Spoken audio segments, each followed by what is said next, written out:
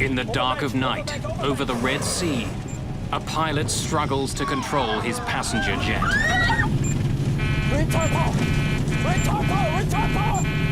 The plane seems to have a life of its own.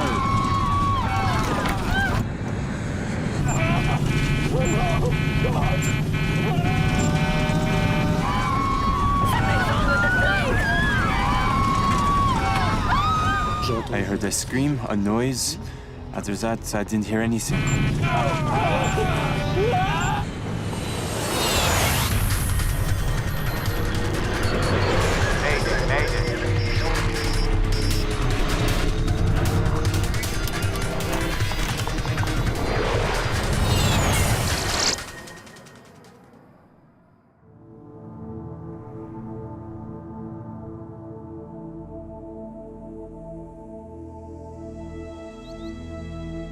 The sands of Egypt hide thousands of years of history.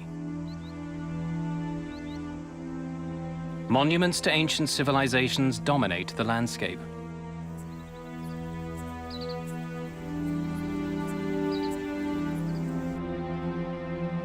But for sun-loving Europeans, Egypt is also a resort destination, where the most important sand is on the beach.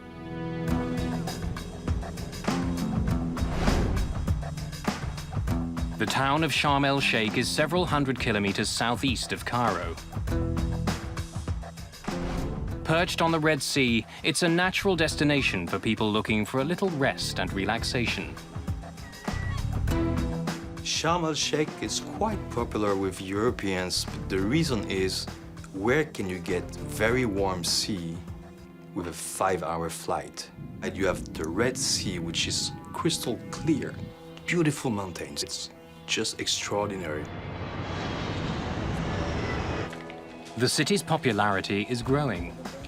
More than 4 million people a year use Sharm el-Sheikh's airport. In the early days of 2004, tourists aren't the only ones drawn to the local beaches. British Prime Minister Tony Blair is also in the region visiting Egyptian leader Hosni Mubarak.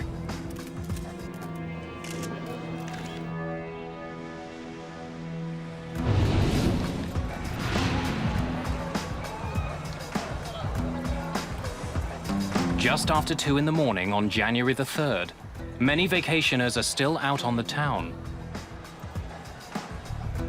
But 53-year-old Captain Kader Abdullah is just starting his day. He's renowned for his punctuality. A former officer in the Egyptian Air Force, Kader is now a highly respected captain with the charter company Flash Airlines.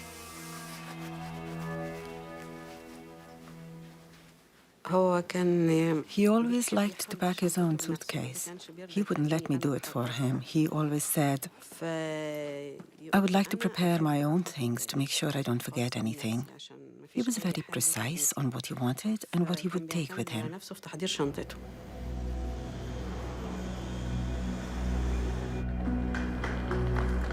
Captain Kader meets up with his 25-year-old first officer, Amr el-Shafi. Together, they'll fly out of Sharm el-Sheikh heading for Paris. Good morning. Good morning, sir. El-Shafi is young enough to be the captain's son. The early morning flight isn't for everyone. Pascal Mercier and his family are supposed to be on the Flash jet, but changed their plans. I was booked on the Flash Island flight.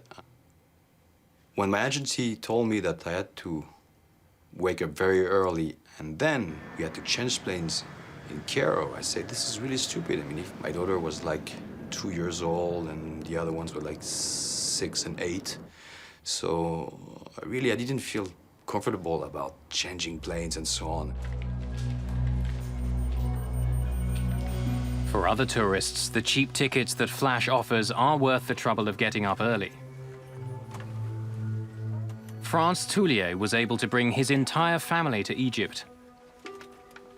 They need the break.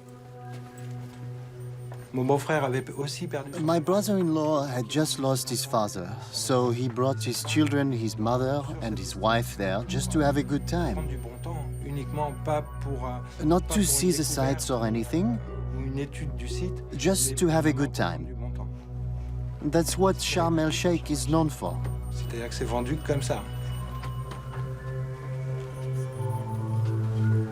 Fatima Hijaji is also heading back to Paris after a vacation in Sharm. The mother of 5 is flying alone. Before takeoff, she calls her nephew in France.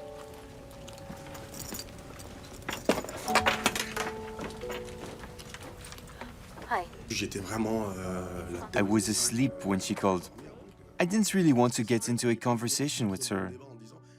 She was someone who called you for everything. She needed to be reassured. So, even though she had the 5 or 6 hour flight ahead of her, she just wanted to make sure that I would be there to pick her up at the airport. In all, 148 passengers and crew settle into their seats aboard the jet. It's 5 a.m. In the cockpit, Ashraf Abdel Hamid is the 3rd member of the crew. He's training as a first officer, although he's worked for years piloting corporate jets. None of the crew members are happy with the poor quality of the weather information they're getting from the local air traffic controller. They didn't say sky clear, they said clouds and sky clear. How? The two are opposite. Ask him about ceiling. No ceiling and clouds and sky clear. Maybe it's scattered. Maybe he means scatter. Good morning. The captain is also frustrated that one of his instruments isn't working. Although the engineer agrees there's a problem, it's not serious enough to fix. Especially electrical. The men laugh it off at the expense of the first officer. It's probably called by Ma, making a heavy landing.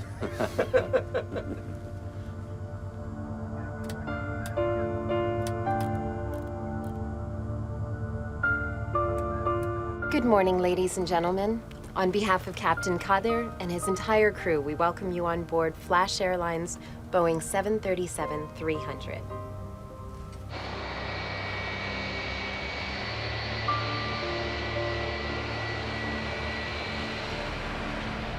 It's still hours before dawn when the plane lifts off. The Flash Airlines flight will head out over the Red Sea before turning towards Cairo.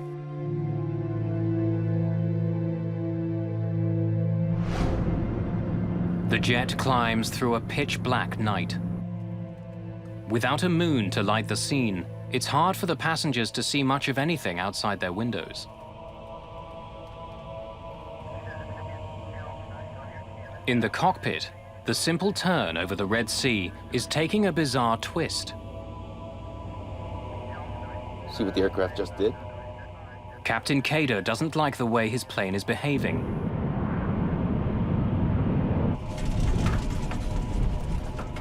Turning right, sir. What? Aircraft is turning right. Turning right? How turning right? The plane is supposed to be turning left on its way to Cairo. Instead, it's turning in the opposite direction.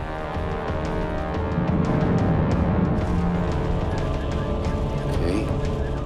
Out. The captain tries to get his plane back on course, but his situation just gets worse.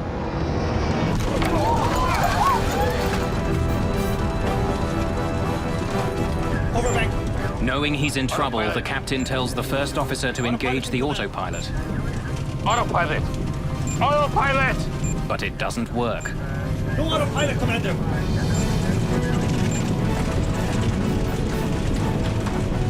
The 737 is now flying almost completely on its side. Something's wrong with the plane! The plane gains speed as it spirals towards the Red Sea. Just minutes after takeoff, the plane is out of control. Diving towards the water, it's traveling at more than 700 kilometers an hour.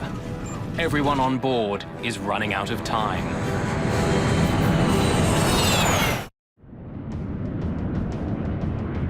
Just minutes after takeoff, an early morning flight has become a desperate battle for survival.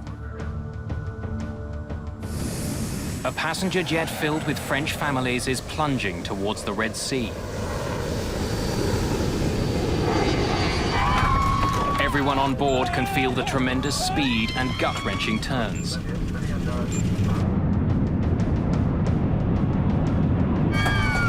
The enormous G-forces are making it difficult for Captain Kader Abdullah to fly the plane. Ashraf Abdel Hamid, the third member of the flight crew, tells the captain to slow the plane down. Retard power! Retard power! Retard power! The plane is traveling so fast it's threatening to tear itself apart. After flying almost upside down, the crew is finally beginning to bring their plane under control.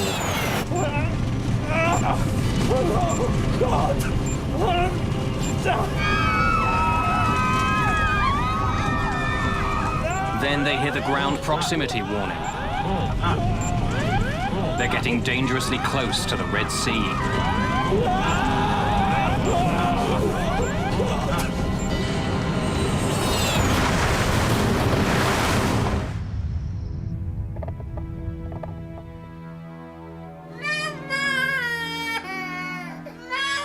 Pascal Mercier and his family are staying at a beachfront hotel. My daughter woke up suddenly screaming like hell, screaming like if something happened. I didn't hear the crash, but maybe she did. It's okay.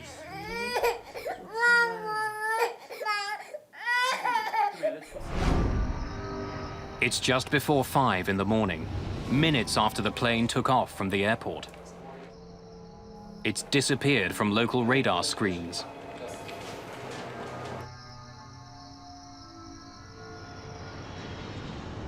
By the time the sun rises, the crash site is found, but there's little for rescuers to do.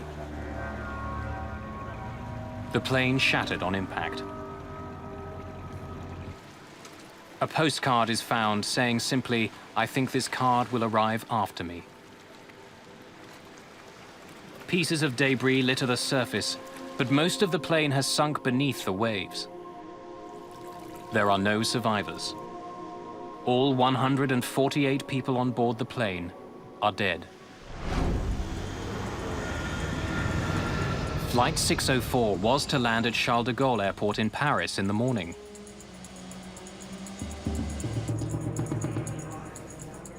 As family and friends wait, officials list the plane as delayed and then slowly break the news of the accident. They ask me, "Are you waiting for someone from Sharm el-Sheikh?" You say, "Yes." Then they say, "Could you come with us? We are going to take you to a hotel. At the hotel, we'll explain it all to you." It was very strange since we were greeted in an hotel and we passed people who were leaving happy because they were looking for the same information as us, but their families were not on the list. They came with a paper in hand. "Here, yes, Madame Hijaji, Fatima. We apologize that you have to learn it this way, but she's dead." Later, on his voicemail, Mohammed Hijaji hears Fatima's message sent during the flight. I heard a scream, a noise. After that, I didn't hear anything. Captain Kader's wife hears about the crash from her son. My son called me from abroad and told me that he had heard there was an accident in Flash Airlines.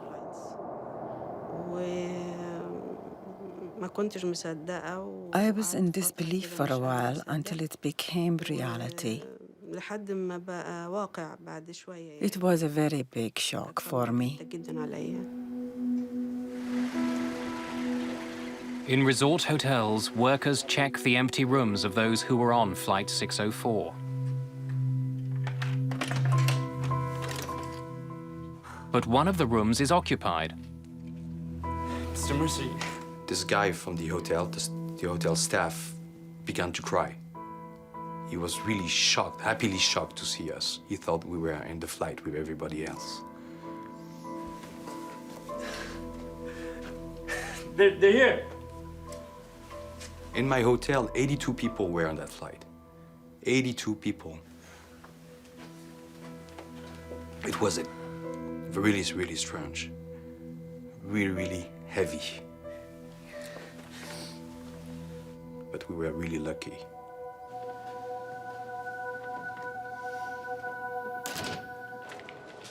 There had been no Mayday call from the plane, no warning to air traffic control that something was wrong. With the plane crashing just minutes after it left the airport, there are immediate concerns that a bomb had brought the jet down. The plane had just taken off, and it looked very strange why this accident happened so quickly after takeoff. When investigators examined the plane's flight path, they discover it would have gone directly over the town where Egyptian leader Hosni Mubarak kept a vacation home. It's also close to the house where British Prime Minister Tony Blair and his family were staying. Blair and his family were supposed to leave from the same airport that day. Security around the Prime Minister is immediately heightened. 2 days after the crash, authorities receive a phone call. Terrorists from Yemen claim responsibility for the crash. They say it's a protest against a French law banning the Muslim headscarf, the hijab, in public schools.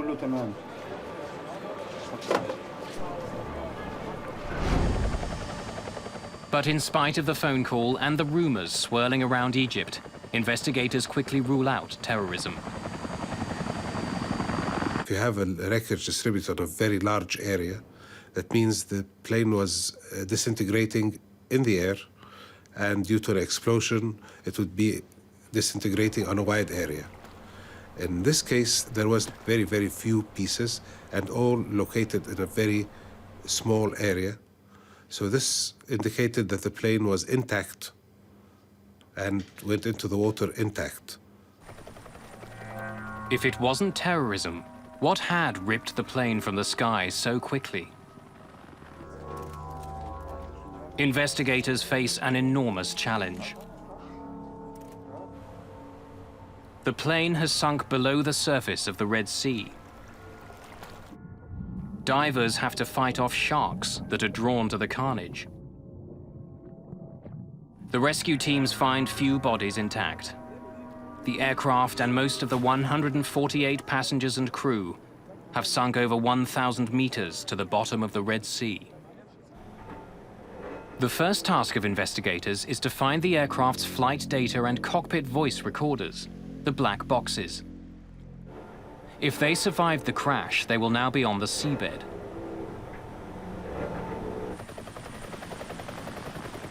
But this part of the Red Sea has never been charted. With so many French tourists involved, the French government offers to help in any way it can. The French immediately responded by sending a boat specially equipped with robots to search the bottom of the sea. But the wreckage is too deep. The sub that the French boat has can't survive the enormous pressure at the bottom of the sea. The investigators desperately need another submarine. But they're running out of time. The black box transmits a radio signal, but the battery only lasts for 30 days. If investigators can't find it within a month, the mystery of Flight 604 may never be solved. Getting to the black boxes before the time the pingers stopped transmitting was always a very worrisome aspect to all the investigation team. Everybody was working 24 hours, round the clock, to try to salvage these and try to locate them first. While the recovery effort continues, family and friends of the victims begin to mourn those who died. They pressure investigators to solve the mystery. It's the biggest air disaster involving French nationals, the biggest in the history of civil aviation. American, French, and Egyptian experts join forces. While waiting for the plane's black boxes to be recovered, they also begin focusing on Flash Airlines itself. Flying just 2 planes, it was one of a number of low-cost charter companies that had been competing for customers in Europe. In the last 10 years, there had been a rapid expansion of budget airlines throughout this part of the world. Offering inexpensive, no-frills service, they fought for a piece of the holiday market. Seaside resorts like Sharm el-Sheikh were one of the many destinations they serve. Now, one of the ways in which they provide this extremely cheap travel is by operating their airplanes 24 hours a day. Operating on such tight schedules means the planes are flown constantly. Former Flash passengers step forward to complain about other flights. There are a lot of stories. I was flying home after a vacation.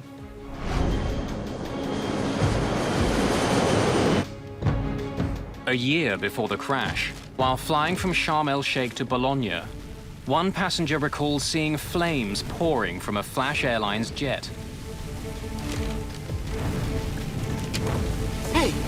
Hey! The engine's on fire! Look! Please! The flaming aircraft is forced to make an emergency landing. Investigators learned that in 2002, the Swiss Aviation Authority performed a surprise inspection on the same plane that would later crash. The pilot's oxygen masks are missing. There aren't enough oxygen tanks.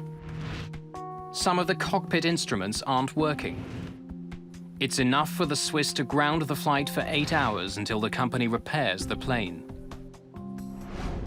A few days later, Flash Airlines was banned from flying in Switzerland. Another ban occurred in Poland. In Norway, tour operators stopped contracting with Flash. It's a rare event for an airline to be banned from operating into a country. They had to have done something dramatically wrong, especially when it comes to safety.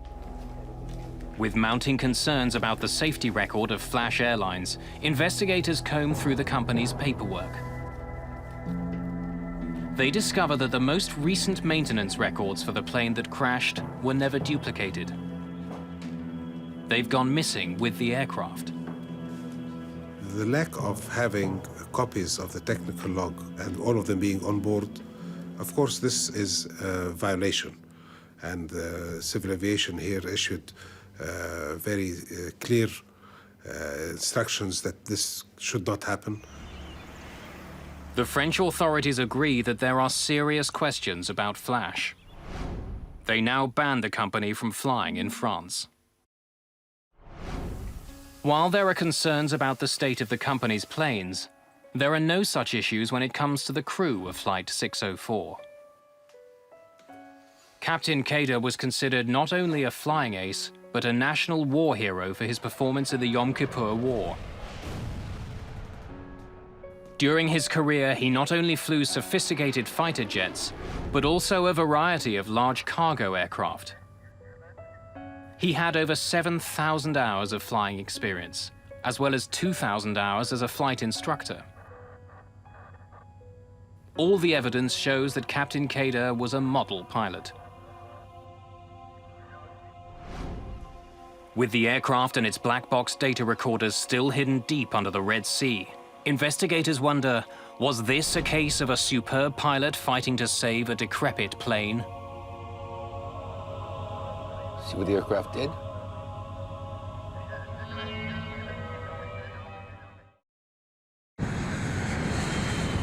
On a moonless January night, a Flash Airlines 737 spiraled wildly into the Red Sea. All 148 people on board were killed. Investigators trying to find out why the plane went down have uncovered a history of safety problems with the airline. But trying to prove that there was anything wrong with the plane that crashed is difficult. Much of the wreckage has sunk deep beneath the waves. Investigators have been unable to find the flight's black boxes. Whenever an airplane crashes into the water, there's always a fear by investigators that the cockpit voice recorder and the flight data recorder may not be recovered. Those two boxes in and of themselves give the investigator a very good picture, and without them could make the investigation process very, very difficult. Finally, after several days of searching, a breakthrough. A French research ship hears the locator signals given off by the black boxes. A remotely operated sub drops down over 1,000 meters. The violence of the crash has spread the wreckage over a wide area. 2 weeks after the crash, both the cockpit voice recorder and the flight data recorder are recovered from the bottom of the sea. Investigators finally have some hard evidence.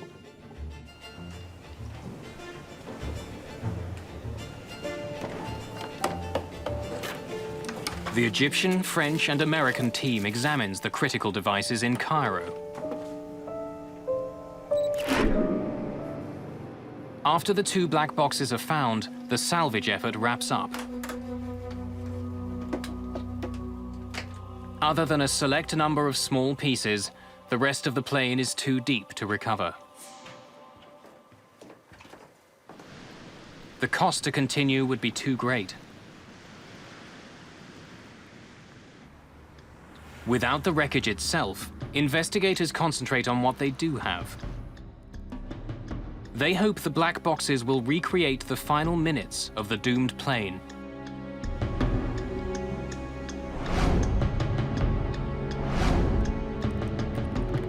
One of the things we did to depict the path of the aircraft was we created an animation based on the data we got from the flight data recorder and from radar. The flight data recorder paints a devastating picture.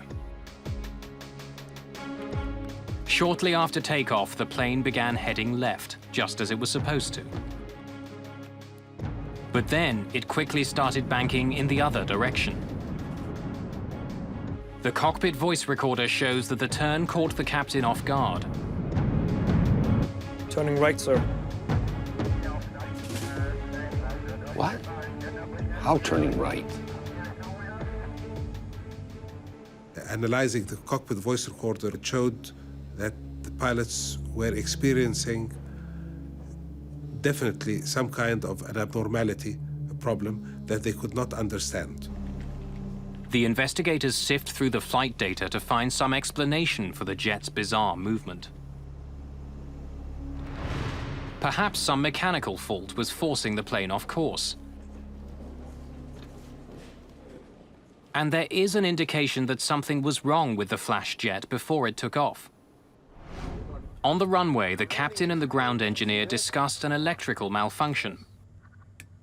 But it's impossible to tell from the cockpit voice recorder exactly what the problem was. Especially electrical.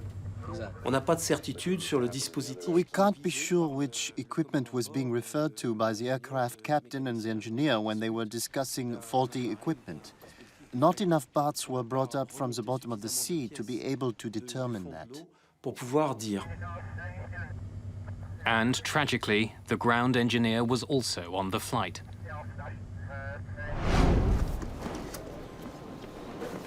We believe from the data we are looking at in the flight data recorder that there is a very high possibility that the plane was tending to turn to the right by itself. But what exactly had gone wrong? A thorough accident investigation can take years. But in the case of Flash Flight 604, there are unique challenges. The problem with accident investigation is that it's very time-consuming and resource-intensive, especially when we don't have an airplane to physically look at. You want to be absolutely sure of the facts, conditions, and circumstances before you publish that information. Family and friends of the victims are becoming more and more frustrated. As the months pass, they demand answers. We were led to protest outside the Egyptian embassy because we had no news. 11 months after the disaster, we had no message, no information. Shortly after the protest, Egyptian investigators release a factual report. It contains all of the information from the black boxes, but the report does not reach any conclusions about why the jet crashed. Ladies and gentlemen, good evening. With a situation as complicated as this one, the investigators don't yet have any answers. The only thing they can do is to keep looking.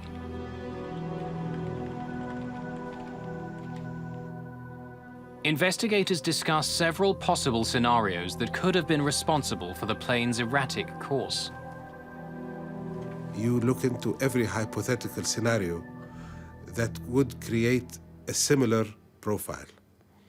And then you see if this profile fit the data that you have put together. 50 different theories are examined in minute detail. In the process of looking into all the possible hypothetical scenarios, we proceeded by eliminating those that did not fit the data. Investigators travel to the United States to test the most likely ideas in a sophisticated simulator.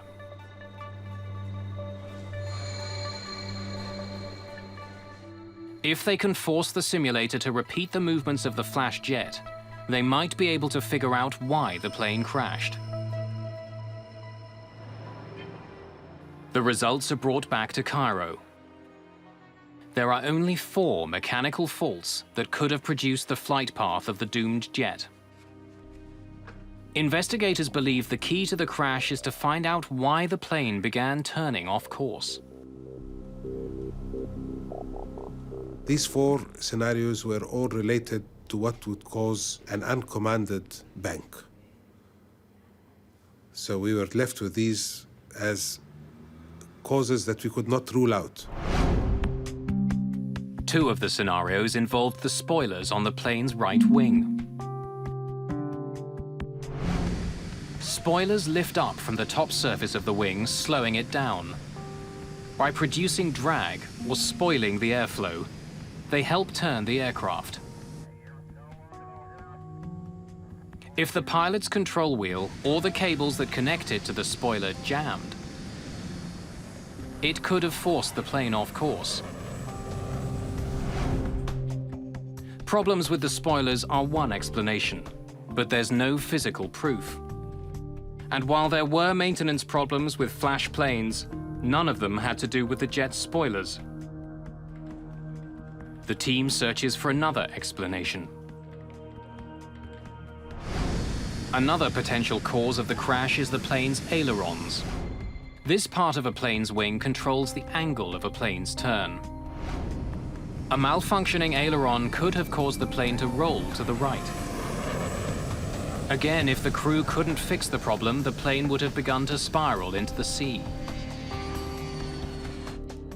While so-called aileron trim runaway would create a flight path like the one seen during the crash, once again, there's no physical proof to support the theory.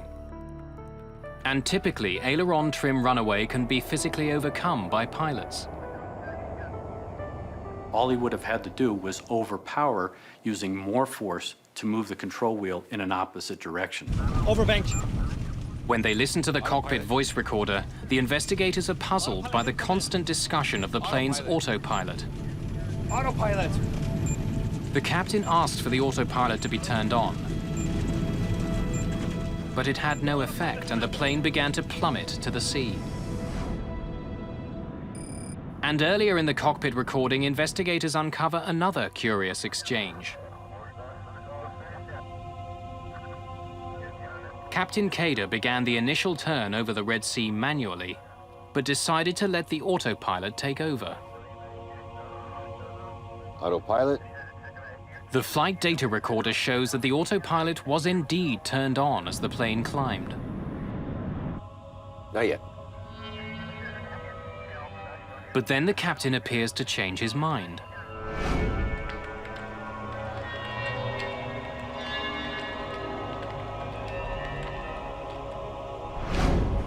The plane's flight data recorder shows that the autopilot was only activated for 3 seconds. But investigators wonder if the autopilot had malfunctioned and stayed in command of the jet. The automated system could have continued to control the plane, flying it to the right, even after the pilots thought it had been disengaged. The malfunction of the autopilot, of course, took a lot of work from us because it was nearly impossible to show that it did not happen, and quite impossible to show that it did happen. So, but it was always a very prominent possibility because it would give a very, very close scenario to what was happening. Perhaps most puzzling of all, though, is that no matter what happened to the plane, it appeared to be under control just before it crashed. Moments before impact, the captain was seemingly back in command of his airplane. If there had been some crippling mechanical problem, why did it seem to disappear?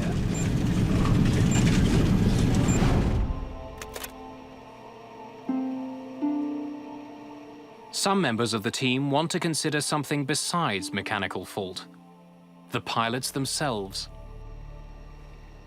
I think the major concern for the United States was that the human factors elements of this accident weren't thoroughly explored. Perhaps the high esteem given to Egyptian pilots was getting in the way. In Egypt, pilots are very respected, and in particular, Air Force pilots are very highly regarded. For the past 26 years, the country's president has been a highly decorated Air Force officer. In an environment like this, the pilot is somewhat immune to suspicion. When something goes wrong, the natural tendency is to blame the equipment. And on this flight, the pilot was a war hero with thousands of hours of experience. Studying the flight data recorders again, the investigators discover something peculiar. Even before the plane's bizarre turn to the right, 3 things all seem to happen at the same time. Instead of a smooth left turn, the plane begins to come out of its turn early. The nose starts to rise, and the plane's airspeed decreases noticeably. But during this time, the pilot says nothing. It seems that he's unaware of the changes to his flight path. I've flown out of Sharm el-Sheikh at nighttime and in the same type of aircraft. And in no way should the pilot allow the airspeed to drop by as much as 30 knots, or the bank angle to change beyond 5 degrees without clearly stating the reasons for the change in the flight path. Some investigators consider a provocative theory that might explain this seemingly bizarre behavior. Perhaps Captain Kader had been affected by vertigo.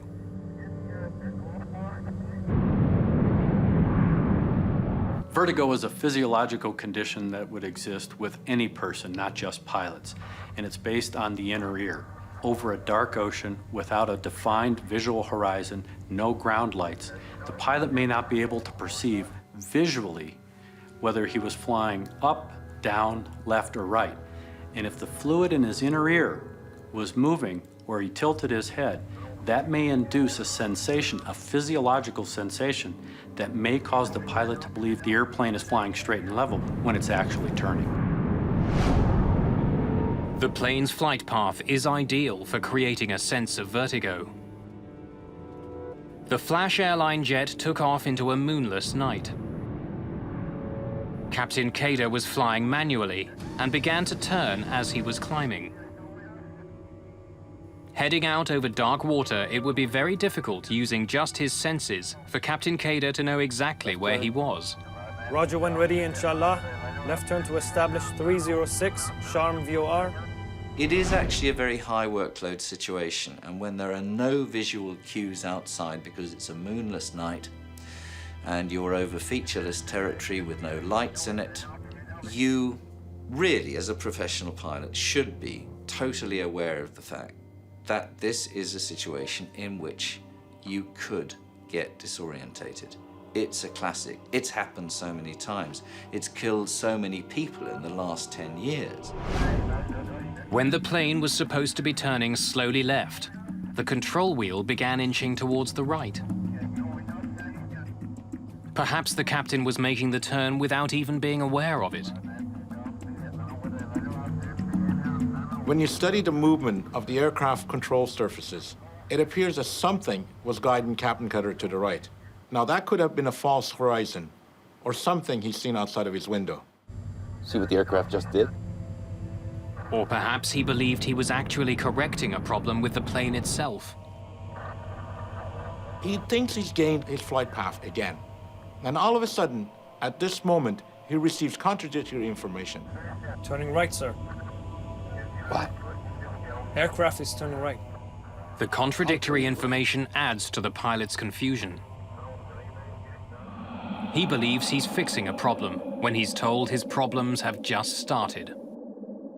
In this particular instance, not only are you trying to fly the airplane and understand situationally what's happening, but you're going through the mental gymnastics because your expectations are one way. Meanwhile, you have the first officer who's telling him something that's totally different. Aircraft is turning right.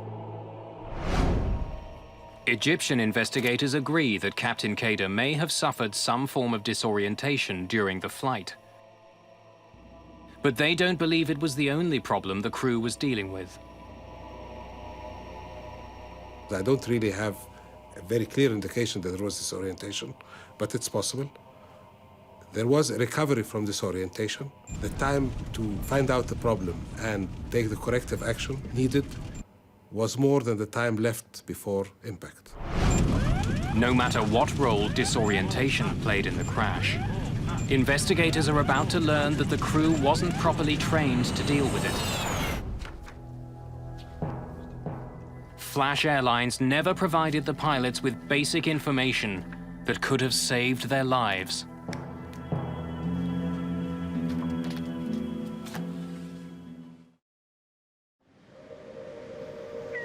It's been 2 years since an Egyptian charter plane smashed into the Red Sea. 148 people were killed. Investigators trying to figure out why Flash Airlines Flight 604 crashed face immense challenges. Most of the wreck is still deep underwater. By carefully examining the plane's black boxes, the investigators believe that disorientation may have played a role in the accident. The pitch-black night and the featureless sea caused the pilot to become confused about what was happening. But mechanical problems may also have plagued the plane. As they continue to try to solve the mystery, investigators make a startling discovery. Officials at Flash Airlines reveal that they hadn't provided the pilots with crew resource management training, although it was a requirement for the company.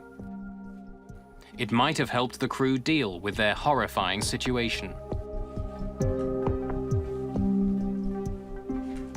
Crew resource management is a program where pilots are trained to work together rather than as individuals. Had the pilots of Flash Air 604 received a formal CRM training program, the outcome of this flight may have been substantially different. American investigators believe the very junior first officer may have felt the plane was in trouble before the captain did, but failed to offer suggestions to his much more experienced co-worker. What? Aircraft is turning right. Nor did he attempt to take control of the plane. Formal CRM training would have empowered the first officer who had the best situational awareness and the most information about the position of the airplane to take command of the airplane when he saw that the captain wasn't taking the appropriate corrective action.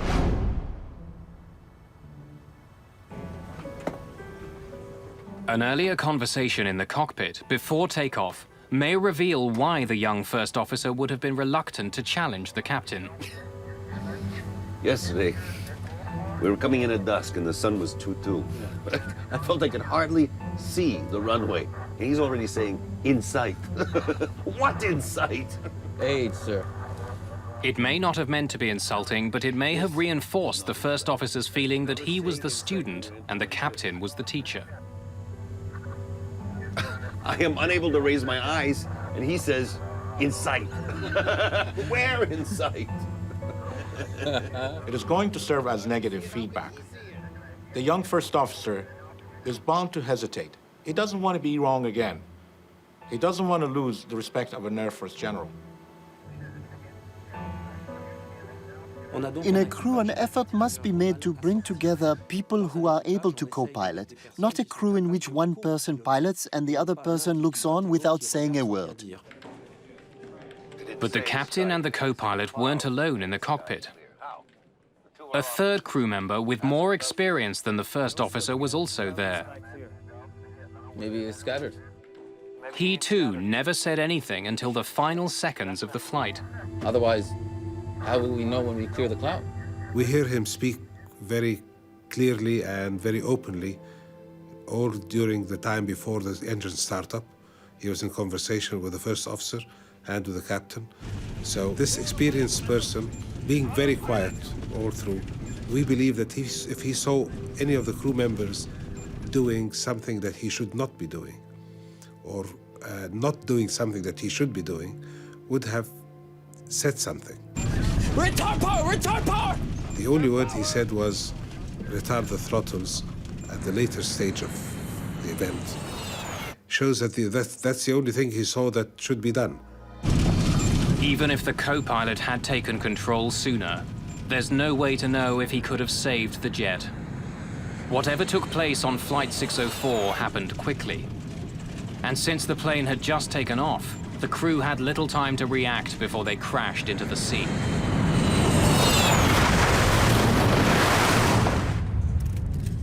The final report on the Flash Airlines crash was released in March 2006. There are no clear answers.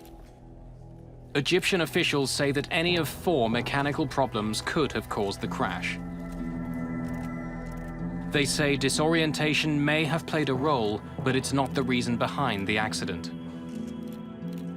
American investigators refuse to blame the plane. Instead, they say the problem lies with the airline, which didn't sufficiently train their crews. The pilots are responding based on skills, abilities, knowledge, and what they got out of training. If the training was deficient, that's a company responsibility.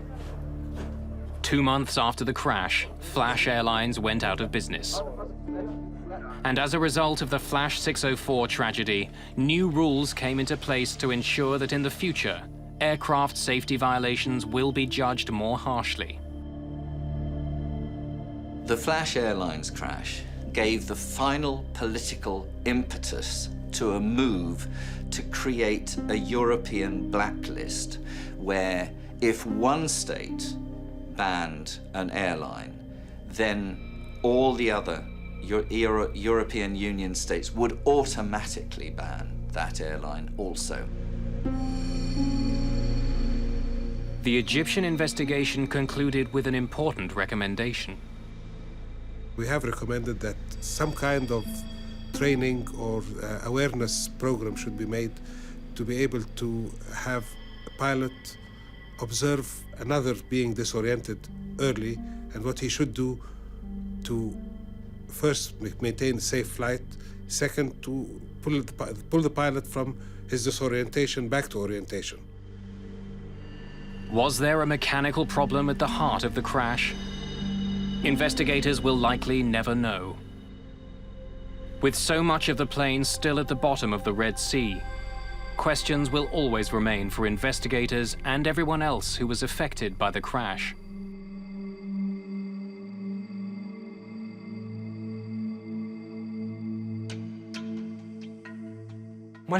I lost my nephews and my niece. They were just kids. What future would they have had? How can you put a price on that? What a waste.